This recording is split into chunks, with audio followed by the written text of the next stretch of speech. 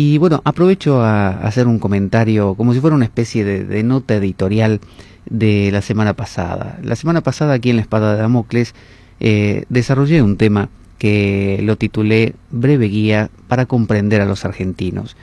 Fue un programa que obviamente levantó una gran polémica, era de esperarse también, porque pretendí a lo largo de ese programa desarrollar la razón, la causa, ¿no? la génesis del comportamiento de los argentinos, en general de los latinos, y no me limité a Latinoamérica, sino a lo que es lo latino dentro de Europa, que eso incluye a los españoles, a los portugueses, a los italianos, y bueno, tiene que ver con ese espíritu un poco caótico que caracteriza al mundo latino, que no deja de tocar a los españoles, porque así como cita en el programa, a los españoles se los ve fuera de España como por lo menos mucho más inconsistentes, inciertos, más difícil de calcular cuál va a ser su reacción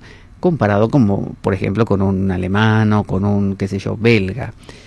Ni hablar de los países todavía más nórdicos, que tienen fama de ser muy estrictos, muy ordenados. Y a medida que vamos hacia las colonias de España, Portugal también, como es Brasil, encontramos que ese caos se potencia, se vuelve exponencialmente mayor. Y bueno, el caos de Latinoamérica es un caos obviamente notorio. Y ese caos se refleja en la cultura, se refleja en la manera de ser, en la manera de hablar, en la manera de actuar. Y lo que dejé de citar el otro día, simplemente por haberme olvidado de tocar el tema, es que este tipo de caos, este tipo de desorden, o cualquier tipo de caos, genera cosas nuevas, siempre. Si yo, por ejemplo, me levanto a la misma hora cada mañana, como a la misma hora, trabajo en el mismo horario, ceno a la misma hora, tengo un protocolo para todo, difícilmente entre algo nuevo a mi vida. Y sí, voy a ser más confiable, sí voy a ser una persona más ordenada, más responsable, sí voy a poder sistematizar mi eficiencia y voy a ser muy eficiente, pero no voy a cambiar, no voy a hacer nada nuevo, como ese hombre que, por ejemplo, contaba, creo que era Antonio de Melo, que una vez un norteamericano se acercó a un mexicano en una feria de México, y este hombre era carpintero, fabricaba sillas, mesas y estatuillas y todas cosas de madera. Y entonces le gustó al norteamericano una silla y le preguntó al hombre, dice, escúcheme, dice, ¿cuánto vale esta silla? ¿Cuánto cuesta? Y el hombre le respondió, el mexicano, dice, esa silla, dice, 10 pesos. Bueno, dice el norteamericano, yo quiero que me haga 5 sillas como esta. ¿Cuánto me cuesta? Y dice, 80 pesos. Dice, ¿cómo 80 pesos? Si una silla me cuesta 10 pesos, 5 sillas me tiene que costar 50. Inclusive me tiene que hacer una rebaja porque le estoy dando trabajo. Y entonces el mexicano le dijo, sí, dice, pero ¿quién me paga a mí el aburrimiento de hacer 5 sillas iguales? Esa es la mentalidad latina. Es la mentalidad del cambio, la mentalidad de la insatisfacción permanente, la de no quedarse con algo todo el tiempo.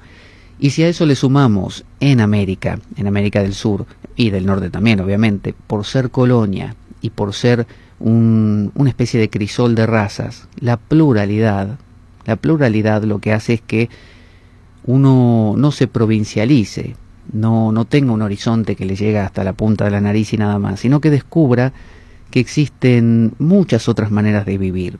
Y bueno, en algunos países, como por ejemplo en Estados Unidos, y también sucedió no en toda Argentina, sino en Buenos Aires, en la zona del Río de la Plata, que incluye a Uruguay, sucedió un aluvión de culturas que se entremezclaron, y eso hace que las personas que vivan ahí, sí es cierto, como yo contaba, carecen de identidad, viven en una especie de inseguridad de quién soy yo, y eso obliga a veces a desarrollar una especie de superego, ¿no?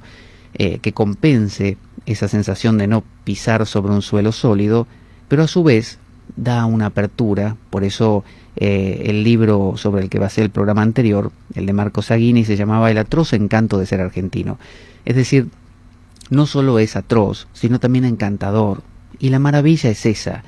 Yo como argentino soy una persona que difícilmente me pueda sentir como perteneciente, como parte integrante pero sólida de una religión o de una manera única de ver las cosas, unívoca.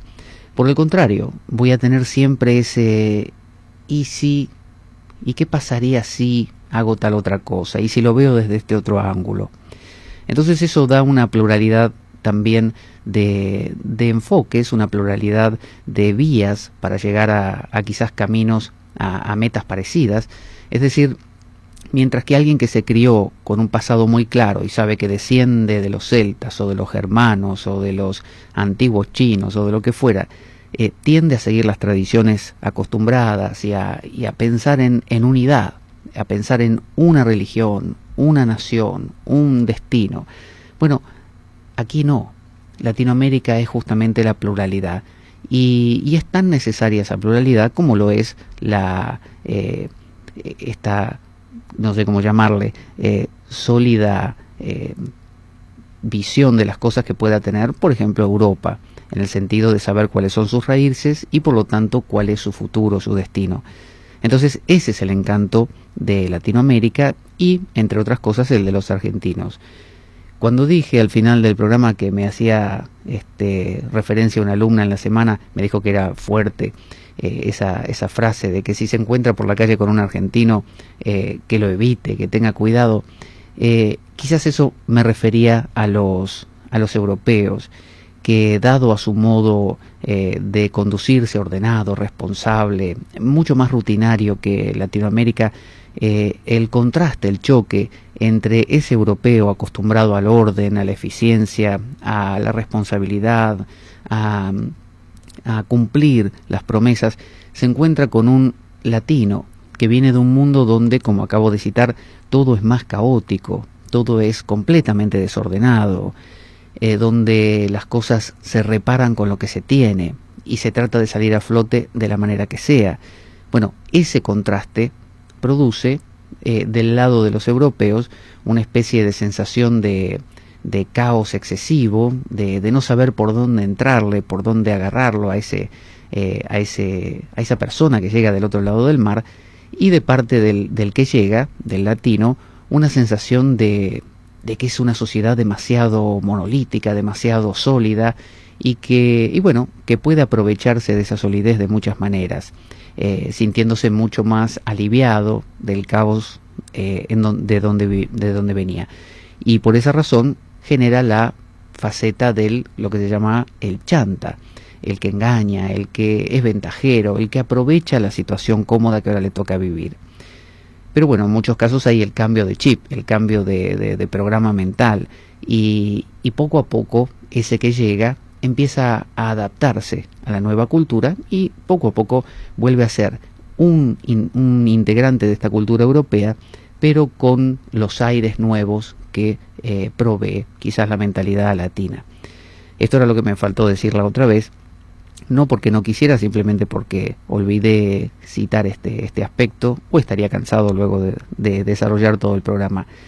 Pero quiero dejar claro eso, en ningún sentido digo que los argentinos sean ni malas personas ni nada así, sino simplemente que el choque de culturas entre lo latino y lo europeo genera esa sensación, genera ese choque fuerte. Y para los que estamos como inmigrantes viviendo cómodamente aquí en Europa, cuando vemos llegar a uno de nuestros compatriotas que todavía viene arrastrando esa mentalidad como de la ventaja, esa mentalidad de la supervivencia, lo miramos dándonos cuenta de que no hace falta vivir de esa manera aquí y que puede ir aflojándose, y nos da pena cuando vemos que no lo hace y que sigue como si todavía estuviera en ese otro lugar. Yo abogo por el cosmopolita, aquella persona que es habitante del mundo, y no aquel que es tan provinciano que dice yo si no estoy en mi tierra no existo.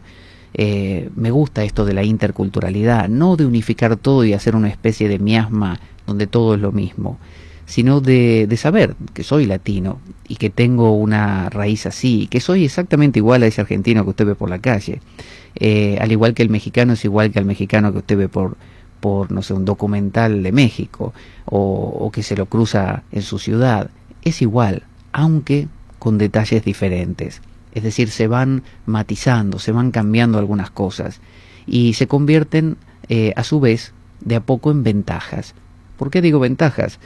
Porque siempre lo diferente aporta algo nuevo, y ese algo nuevo puede ser una cosa maravillosa, porque a una cultura ordenada como la alemana, que venga un español, como sucede ahora mismo, que muchos españoles van a estudiar a Alemania con el fin de poder trabajar también, bueno, al principio al alemán le parecerá horroroso el español, porque lo verá totalmente incumplidor, inconsistente, superficial, desordenado, pero con el tiempo ese español que se va adaptando no dejará de ser en sus tuétanos español, pero aportará algo que el alemán nunca podría traer a su país. Y bueno, eso son cosas positivas, pienso, y cosas nuevas. De la misma manera ocurre con los argentinos. Así que, por eso yo decía, si se cruza un argentino, sepa que detrás de toda esa soberbia y esa aparente arrogancia, hay una persona que está insegura. Y una inseguridad que es innata, no la va a cambiar nunca, pero le permite algo que otras culturas no pueden. Usted imagínese una cultura que fuera creada ayer, ¿no? Ayer mismo se inventó una cultura nueva. Agarraron gente de todos los países y lo metieron, no sé, en la luna. Y ahora los habitantes de la luna, los lunáticos, digamos, intentan crearse una identidad. Bueno, no la tienen, es la identidad conjunta, es una identidad sin identidad, pero a la vez es algo que ningún otro tiene. Y ahí está el encanto, además de la atrocidad. La atrocidad es decir, todos tienen identidad menos yo. Pero bueno, ese es el encanto. Es algo único, algo improbable, algo que no puede ocurrir en otros lares. Y que sí puede entonces, cuando se dispersa por el mundo ese argentino, derramar justamente esa capacidad como ecuménica de unificar, no en el sentido de mezclar, sino en el sentido de aportar distintas visiones, ¿no? Esa posibilidad única de decir, soy comunista y a la vez soy capitalista, soy creyente y a la vez soy ateo, soy cristiano pero también soy budista, cosa muy común en la Argentina. Entonces, ese tipo de cosas me parecen cosas muy valiosas. Lamento a aquellos oyentes que escuchando el programa pensaron que fue muy crudo o que destacó demasiado los costados difíciles, pero mi intención era que el argentino, incluido yo mismo, que hice esa investigación con el fin de conocer mis raíces, entender por qué soy así, por qué somos así como cultura, no como persona solamente, y me parece muy valioso. Así que no me retracto en absoluto de lo que dije la semana pasada, pero sí agrego este condimento encima. Y vamos a escuchar ya para dar paso al tema de hoy, que le cuento cuál es. El tema de hoy son los pecados capitales, porque me he dado cuenta que los oyentes de este programa son tremendos pecadores. Así que con el fin de redimirlos vamos a incursionar en lo que son los 7 pecados capitales para que sepa en qué se está metiendo. Así que vamos a escuchar un tango de Carlos Gardel para consustanciarnos con el programa anterior de la semana pasada, donde hablamos del tango y la figura de la madre, ¿se acuerda? Bueno, esta es el canto a la madre de Carlos Gardel, la voz, el zorzal criollo, la voz del tango por excelencia. Ahí va. Y enseguida volvemos.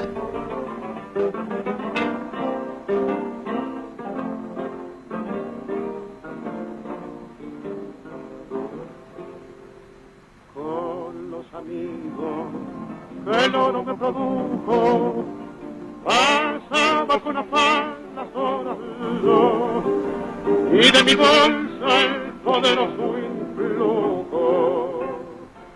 Todos gozaban de esplendor del lujo, pero mi madre no.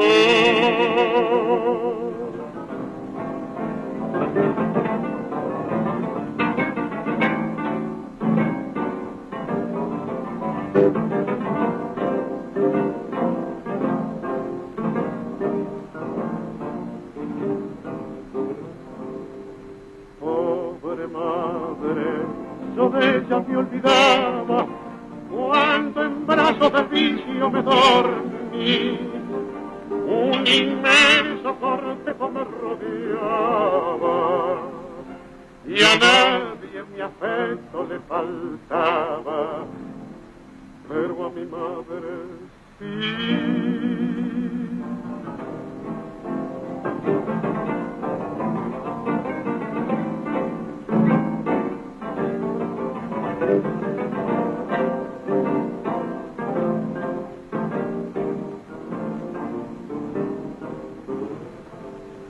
Hoy moribundo, en lágrimas deshecho, exclamo con dolor, todo acabó, y al ver que gimen mi anunciado pecho, todos se alejan de mi pobre lecho, pero mi madre no.